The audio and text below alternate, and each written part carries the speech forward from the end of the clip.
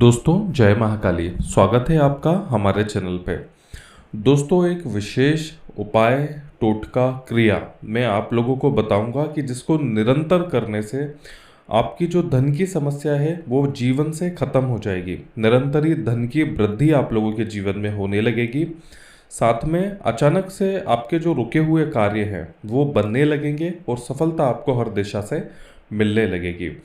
दोस्तों हमारे मंडल में, हमारी इस दुनिया में हमारे आसपास कई ऐसी शक्तियाँ भी होती हैं जो हम लोगों के साथ ही रहती हैं। आप लोगों ने देखा होगा कि कई ऐसे स्थान होते हैं जो सुनसान होते हैं या वीरान होते हैं, या ऐसी शक्तियाँ जहाँ पर इन शक्तियों का वास होता है, जैसे शमशान के पास किसी एकांत स्थान पे, या कोई ऐसी जगह कि जिसको लोगों ने कहा है कि यहाँ मत जाइएगा, यहाँ पे भूत रहते हैं, या ये जगह ठीक नहीं है। ऐसी जगह का आप लोगों को चयन करना है।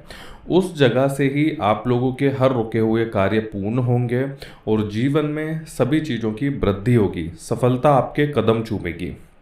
दोस्तों तंत्र में एक क्रिया है जिसको डामर तंत्र कहा जाता है। डामर तंत्र अर्थात वो क्रिया मानी जाती है या वो विधि को डामर तंत्र कहा जाता है जिनसे भूत, पिशाच, पिशाचनी या इस तरह के किसी भी जो बुरी आत्माएं होती हैं या ऐसी आत्माएं होती हैं जो अलौकिक होती हैं, जो दिखाई नहीं देती हैं, जो केवल गलत करने का कार्य करती हैं या डामर तंत्र मार्गी होती हैं, ऐसी क्रियाओं से लाभ लेने का तरीका मैं आप लोगों को बताऊंगा। दोस्तों यकीन मानिएगा, अगर किसी भी बड़े मंदिर में आप लोग जाते हैं, वहाँ मन्नत मांगते हैं, प्रसाद चढ़ाते हैं, या किसी भी तरह से आप उनसे अपनी इच्छा जाहिर करते हैं, तो उन इच्छाओं को पूरा होने में ज़रूर समय लग सकता है।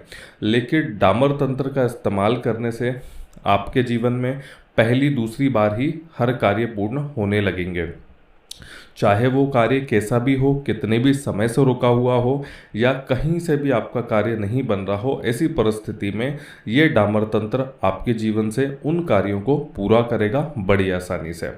तो आइए आप लोगों को हम बताते हैं कि डामर तंत्र क्या होता है, कैसे इसका प्रयोग करना है।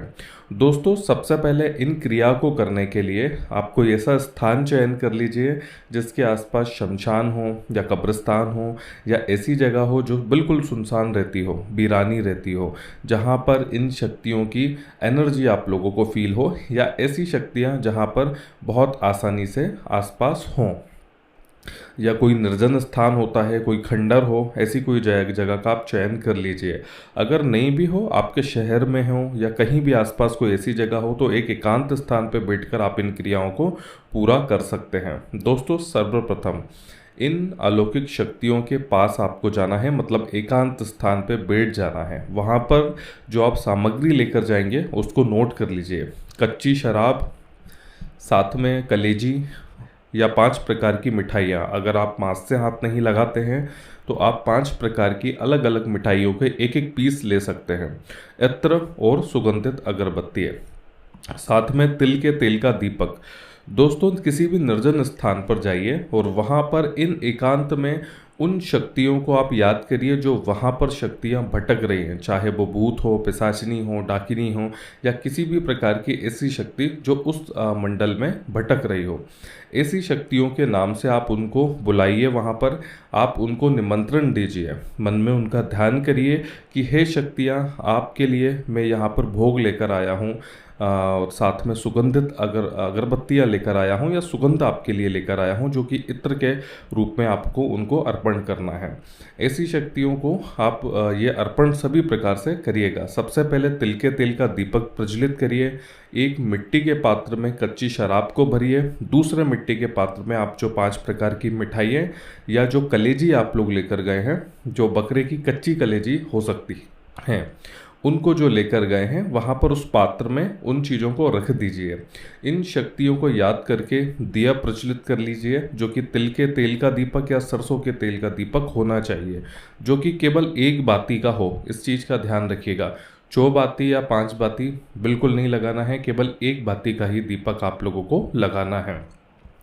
उस भोजन के इर्द गिर्द जहाँ पर आपने ये उनके लिए भोग रखा है, उसके इर्द गिर्द इत्र को छिड़किए। साथ में उन शक्तियों को निमंत्रण दीजिए जो शक्तियाँ वहाँ पर आसपास भटक रही हैं या भूखी हैं। उन लोगों को आप लोगों को निमंत्रण देना है। वो शक्तियाँ आएंगी, उन चीज़ों को ग्रहण करेगी। आप ये चीज़ें उनको अर्पण करके, उनको बुलाने के बाद बिना पीछे मुड़े देखे वहाँ से निकल जाइए। अपनी मनोकामना आपको ज़रूर वहाँ पर बताकर जानी है।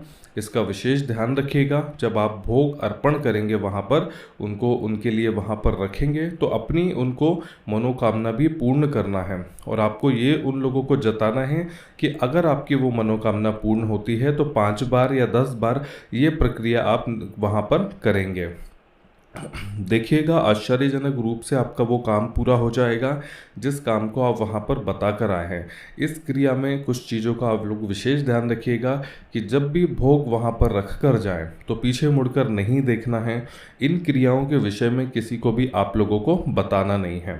ये डामर तंत्र की बड़ी क्रिया होती है जिसको बड़े बड़े जो तांत्रिक होते हैं इस साधारण सी क्रिया को करके अपने जीवन से संकट को निकालते हैं और हर परिस्थिति को अनुकूल बनाते हैं या अपने जातक का कार्य करते हैं।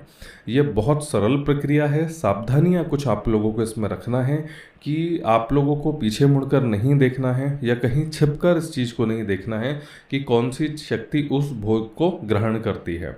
आप वहाँ से निकल जाइए।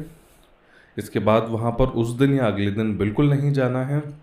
जब धीरे धीरे आपका कार्य वो पूर्ण हो जाएगा या जो वस्तु आप लोगों ने उनसे मांगी है वो वस्तु आप लोगों को मिल जाएगी, तो जितने भी बार आपने वहाँ इस क्रिया को दोहराने के लिए वहाँ पर कहा है, संकल्प लिया है, उन क्रियाओं को उतने ही बार आपको दोहराना है। कम से कम 2 से 3 दिन का बीच में अवकाश रख के दोस्तों इस क्रिया को करके देखिए, जीवन से हर प्रकार के कष्ट आपके दूर होने लगेंगे।